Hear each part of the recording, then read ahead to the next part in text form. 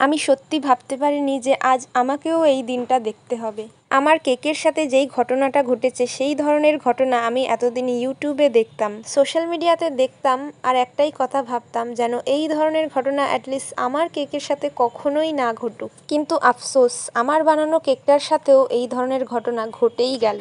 কেকটা রেডি হয়ে যাওয়ার পর যখনই রাইডার এলেন, রাইডারের হাতে তুলে দিয়ে আমি ওনাকে ভালোভাবে বুঝিয়ে দিলাম যেন কেকটা তিনি সাবধানতা বজায় রেখে নিয়ে যায়। তো রাইডারও আমার কথা মতো সাবধানতা বজায় রেখেছিলেন কেকটা নিয়ে যাওয়ার সময়, কিন্তু হয়তো রাস্তায় চলার পথে ওনার কোনো কিছু অসুবিধার কারণে কেকটা ড্যামেজ হয়ে গিয়েছিল। তারপর ক্লায়েন্ট যখন কেকটা পেয়েছিলেন তখন আমাকে জানান যে কেকটার এইরকম অবস্থা হয়েছে। আর কেকের অবস্থা শুনে তো সত্যিই আমার অবস্থা অনেকটাই খারাপ হয়ে গিয়েছিল। আমি তো অনেকটাই অবাক হয়ে গিয়েছিলাম যে কি করে হলো, আগে তো কখনোই এরকম হয়নি। তারপর আমি যখনই স্থির হলাম তখনই নিজেকে নিজে একটাই কথা বোঝালাম যে সবসময় সবকিছু পারফেক্টলি ভাবে হবে এটা একদমই ইম্পসিবল। কেকটা কমপ্লিট হয়ে যাওয়ার পর থেকে আমার এতটা পরিমাণে পেট ব্যথা শুরু হয়ে গিয়েছিল যে আমি ঠিকমতো দাঁড়াতেও পারছিলাম না।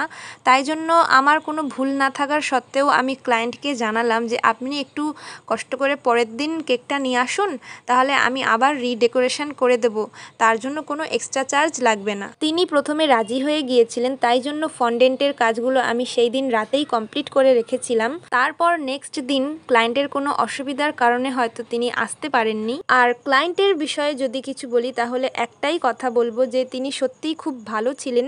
তিনি কেকটা অর্ডার দেওয়ার শুরু থেকে শেষ পর্যন্ত খুবই একজন আন্ডারস্ট্যান্ডিং মানুষ ছিলেন। আর আজকের কোয়েশ্চেন হলো যে এই কেকটা কত পাউন্ডের কেক? যে সঠিক অ্যান্সার দেবে তাকে আমি নেক্সট ভিডিওতে শাউট আউটের মাধ্যমে জানিয়ে দেব।